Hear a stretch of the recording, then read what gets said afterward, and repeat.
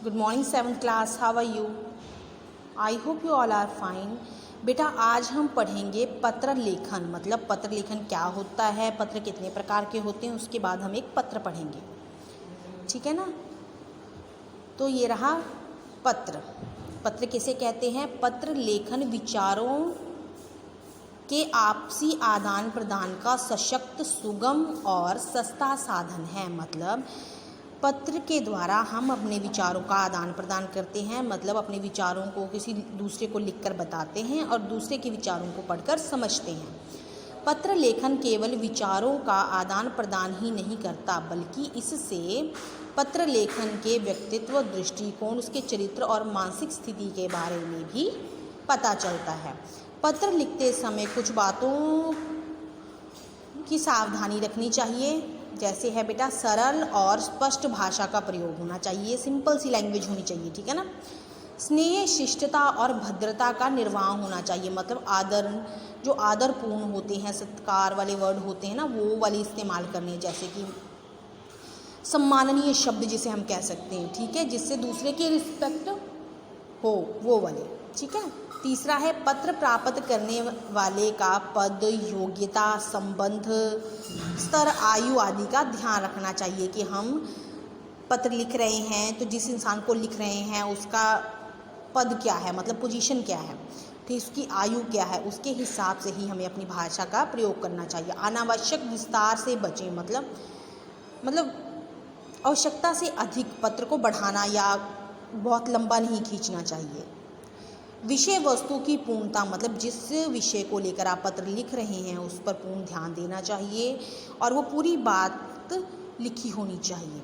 कठोर, कड़वे, अशिष्ट, अनर्गल, मतलब बेटा जो किसी का अपमान करने वाले जो शब्द होते हैं, अपमानजनक शब्द होते हैं, ऐसे शब्दों का प्रयोग नहीं करना चाहिए। पत्रों के भेद। पत्र दो प्रकार के होते हैं, एक अनौपचारिक होते हैं, दूसरे औपचारिक होते हैं। ठीक है ना।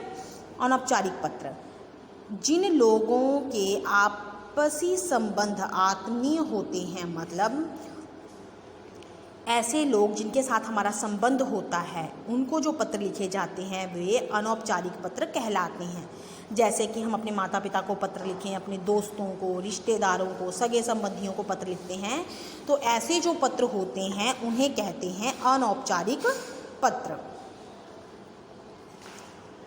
इन पत्रों में एक दूसरे के प्रति लगाव, गुस्से, उलाहने, आदर आदि के भाव अपनापन के आधार पर स्पष्ट दिखाई देते हैं।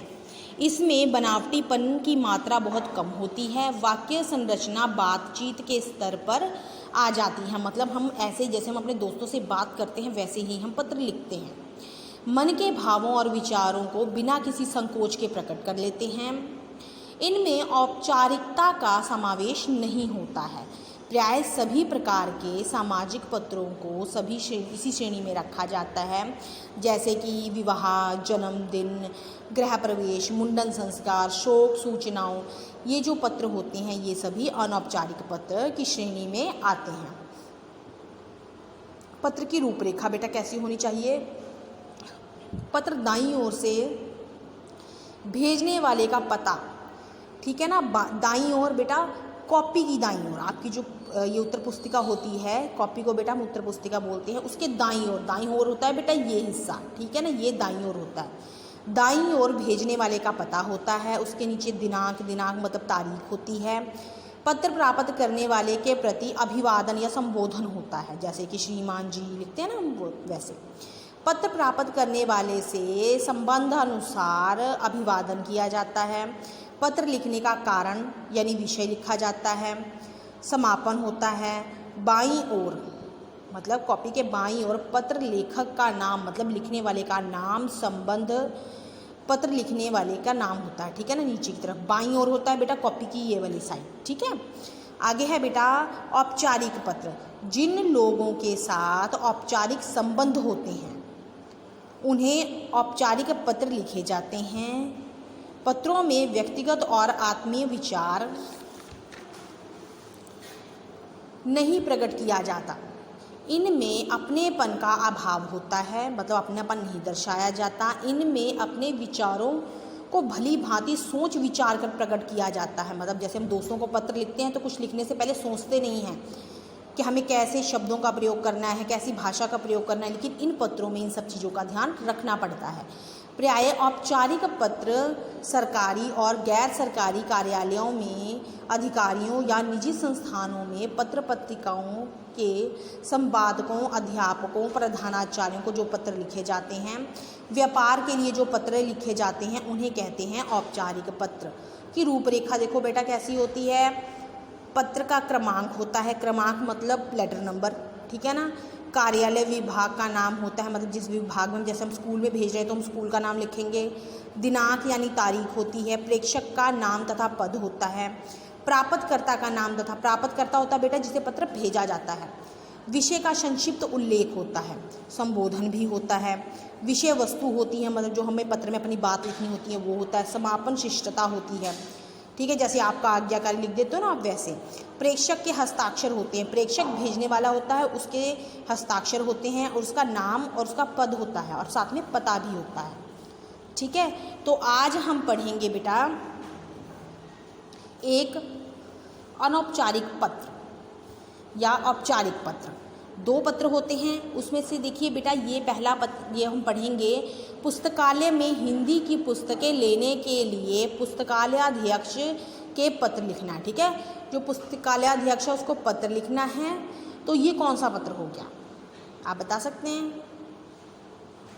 तो सोचिए ये हमने किसको लिखना है। ना ये हम अपने रिश्तेदार को लिख रहे हैं, ना माता पिता को लिख रहे हैं, हम ये अपने पुस्तकालय के पुस्तकालयाध्यक्ष को लिख रहे हैं, इसलिए यह एक औपचारिक पत्र है, ठीक है। तो चलिए पढ़ते हैं ये पत्र। सेवा में श्रीमान पुस्तकालय महोदय, ठीक है ना।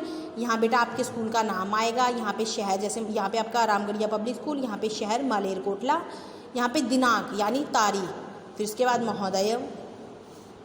निवेदन यह है कि मैं आपके विद्यालय की कक्षा 7 का छात्र हूँ, मतलब जिस स्कूल में ये लाइब्रेरी है या पुस्तकालय है, मैं वहाँ 7वीं कक्षा में पढ़ता हूँ। मैं हमेशा अपनी पाठ्य पुस्तकों के अध्ययन करने के बाद या उसके अतिरिक्त पुस्तकालय में जाकर अन्य पुस्तकों को पढ़कर अपने ज्ञान को बढ़ाता हूँ। मतलब सिर्फ मैं अपने पाठ्य पुस्तक या जो मतलब मेरी क्लास की बुक्स हैं उनको ही नहीं पढ़ता, बल्कि मैं जो वहाँ पे दूसरी पुस्तकें होती हैं उनको पढ़कर अपना ज्ञान बढ़ाता हूँ।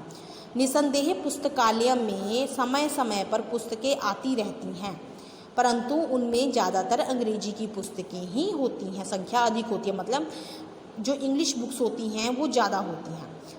अतः आपसे अनुरोध है कि पुस्तकालय में हिंदी की कुछ नई पुस्तकें एवं बाल पत्रिकाएं मंगवाने की व्यवस्था करें, जिससे हमारी राष्ट्रभाषा हिंदी के प्रति विद्यार्थियों का उत्साह क्षीण ना हो, मतलब विद्यार्थियों का जो उत्साह है वो हिंदी के प्रति कम ना हो बल्कि बढ़े, क्योंकि जो हिंदी है वो हमारी राष्ट्रभाषा है, ठीक है। धन्यवाद। आपका आज्ञाकारी शिष्य। नाम बेटा अपना नाम यहाँ पे दे देना है। तो इस प्रकार ये बेटा एक औपचारिक पत्र है। Thank you and have a nice day.